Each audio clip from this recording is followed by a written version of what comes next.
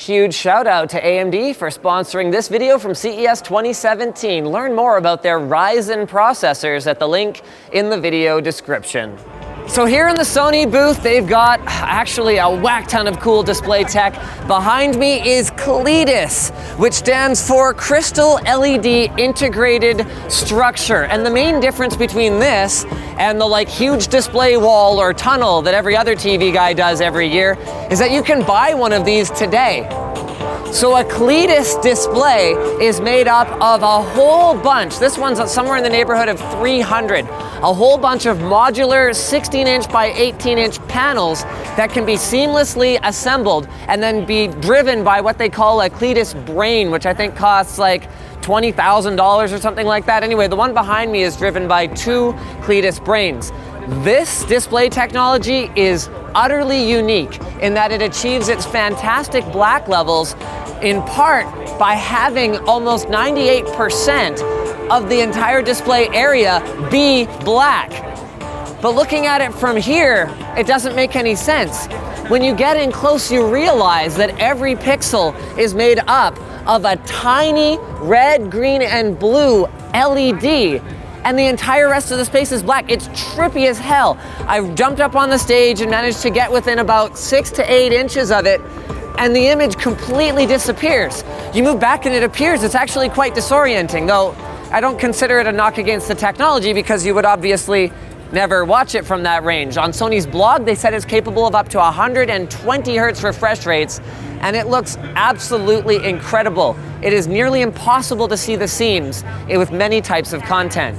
Now let's talk things you'd be more likely to actually put in your living room. This is the A1 series Bravia TV, and it is absolutely mind-boggling for a number of reasons. So this is Sony's second OLED TV, the first one to actually make any sense. It's available in 65 and 77 inches, and they've done a lot of stuff in here that makes a ton of sense. So the first is they're going for no compromises on the viewing experience. So it uses an OLED panel, it uses their X1 Extreme processor, which by the way is completely separate from the processor that runs Android. So it's exclusively for processing the image and analyzing the individual panel. Remember, there are manufacturing variances in real time to get the best possible image. Number 2 is they've gone bezel-less all the way around.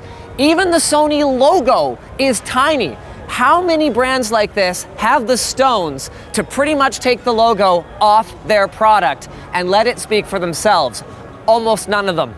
One.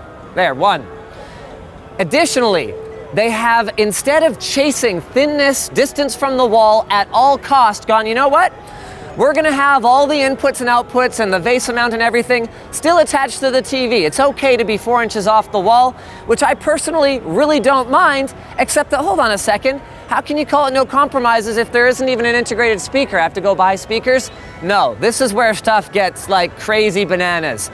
They have turned the entire glass surface of the TV into a speaker, not just one speaker. There's 2 vibrating actuators on each side of the TV. So the entire pane of glass, and there's a subwoofer in the base too, but the entire pane of glass actually vibrates. Vibrating actuators, it actually vibrates. And you might be thinking, well, hold on a second, Linus, you vibrate a piece of glass, sure, that'll create a sound wave, but are we talking about mono sound?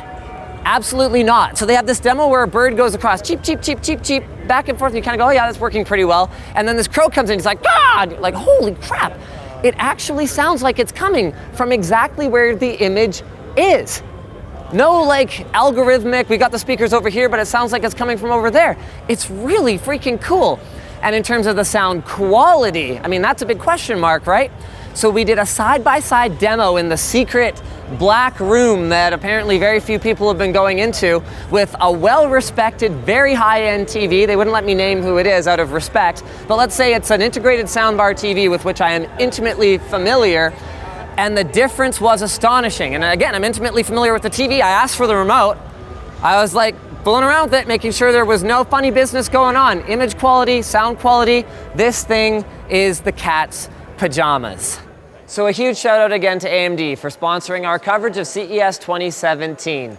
Check out the new Vega GPU architecture, which supports a high bandwidth cache at the link in the video description, but we're gonna make that easy for you. It's ve.ga, ve.ga. And also be sure to check out After the Uprising on YouTube, which we're gonna have linked in the top right corner right there.